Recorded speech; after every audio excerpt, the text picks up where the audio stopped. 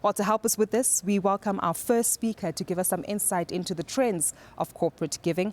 A familiar face to many of you and someone who will prove to be a good compatriot to many of you too as we look to source solutions and partner on innovations. Ladies and gentlemen, allow me to warmly welcome Director at Trilog, Kathy Duff.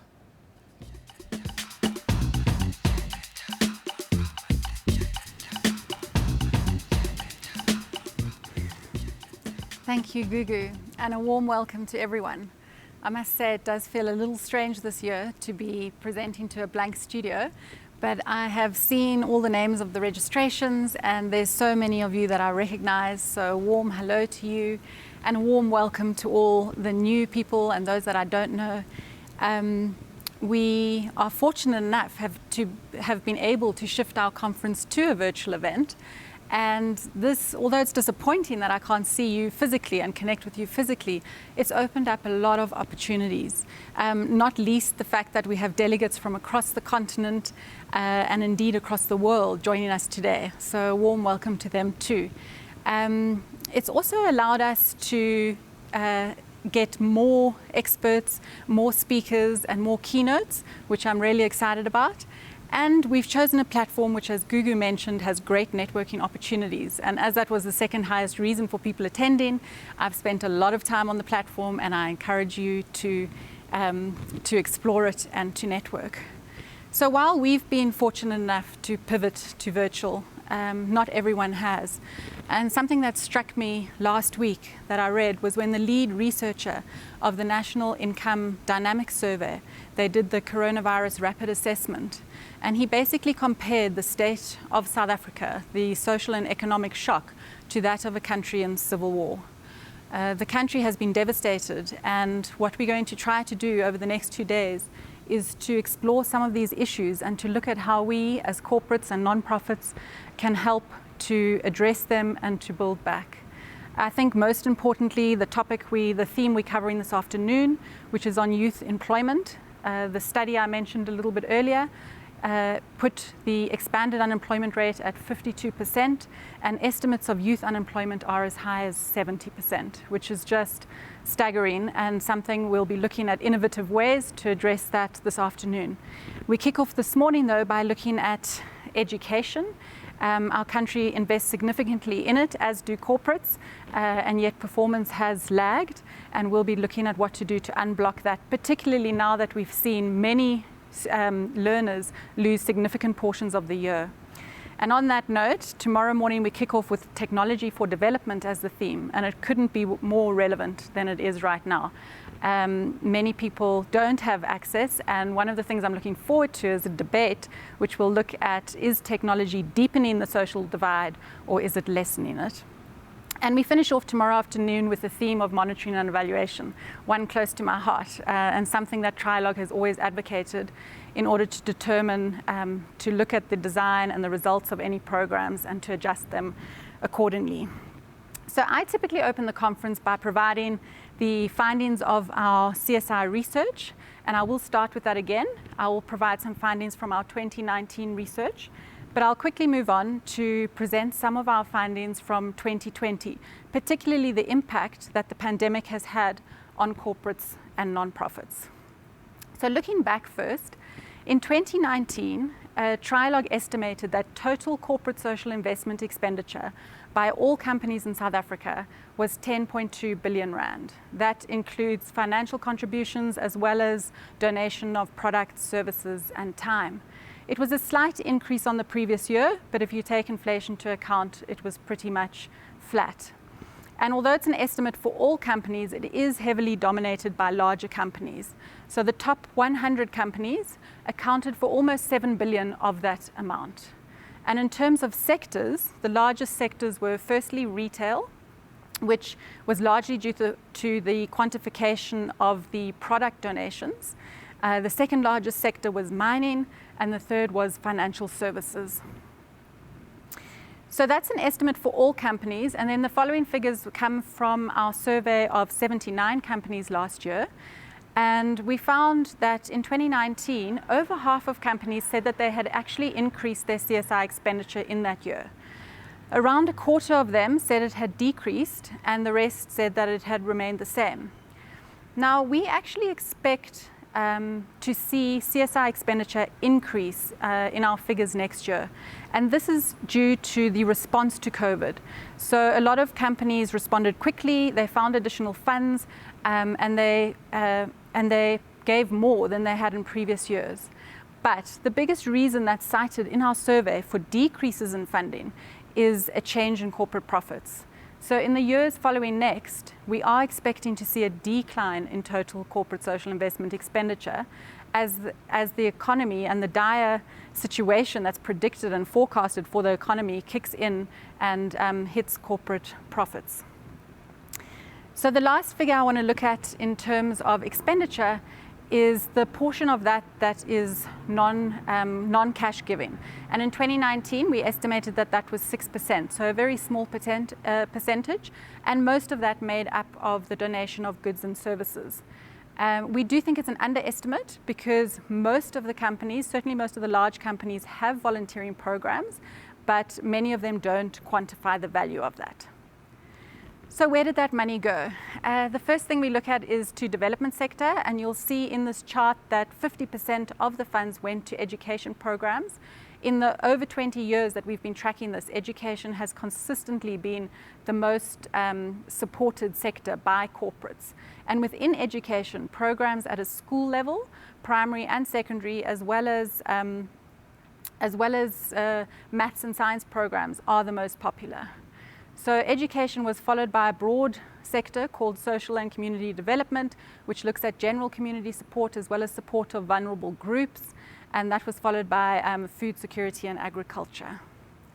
Geographically, we found that the biggest proportion, 38%, went towards what we term national projects, so projects that span 2 or more provinces.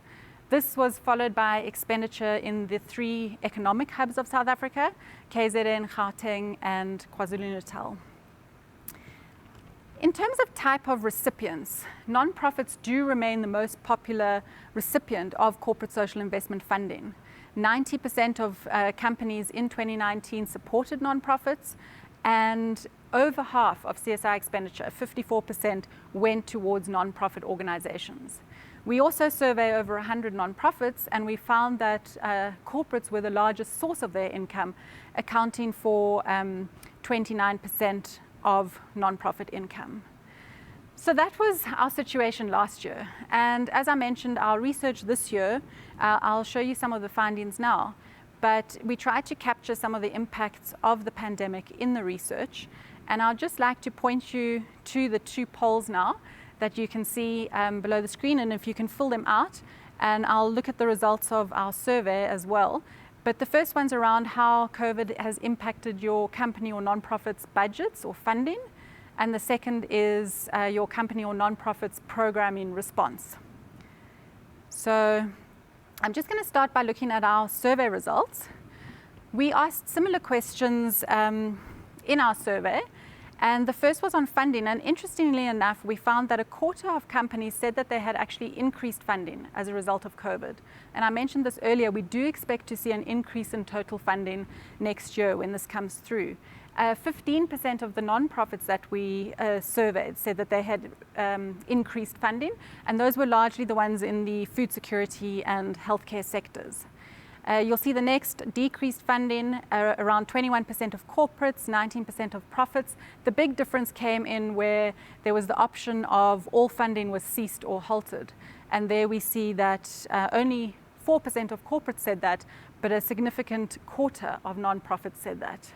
I'm looking at the polling results now, and those of you in the audience, it's up to 58% that have said funding is decreased. So in our survey, which was conducted during hard lockdown, so it was between March and August this year, so in the early days of lockdown, we had around 44% that had halted or decreased. And our participants or delegates at this conference now, 56 of you have had funding decreases. The next area we asked about was the impact on programming. So the first category there is around reduced programming, And we see that was the biggest category for corporates. Around a third of them said that they had reduced their existing kind of programming. So although they had spent more, a lot of it was in response to the pandemic. And we see that nonprofits also had reduced. The second category is around adapted program. And that was the biggest category for nonprofits, with 38% of them saying that they have adapted their programs due to the pandemic. Many programs could no longer continue, especially in the hard lockdown period where physical interaction wasn't allowed. Similarly to funding, we see quite a discrepancy in the halting of programs, with very few corporates saying it was halted altogether and more nonprofits. I'm looking at the poll results now, and I see that from the delegates, the biggest category is adapted programming, with 71% of you saying that you had adapted the programming. So that's in line with our survey results. And the second largest response from delegates is 18 or 17% of you saying that you increased programming. So I think what we've seen is a decrease of funding for nonprofits, yet an increase in demand. And this is fairly worrying in terms of what's going to happen to reserves and what's going to happen to the sustainability of the sector moving forward. I think unsurprisingly, the sectors that corporates supported were food security first and foremost at 64%, and then healthcare, and 60% of our respondents in our survey also supported the Solidarity Fund. So what next? At Trilog, we've put together a COVID-19 decision matrix, and I'm not going to go through it all now, but it applies to both corporates and nonprofits. And I think a few of the key messages. The first is we've split it into three kind of phases. The short-term reactive phase. This is where there were multifunctional teams. There was very quick decision making. There was reactive funding, reactive programs, and I think we're largely through that phase. And we're into the second phase, which is around adaptation.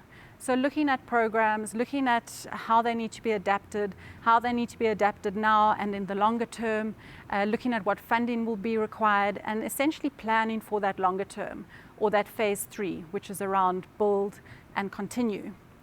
And in that phase, a few recommendations we would make is for corporates, firstly, as you re-strategize, I think many corporates and nonprofits in response to the pandemic, moved outside of their focus areas, outside their areas of expertise, and that was to be expected and commended.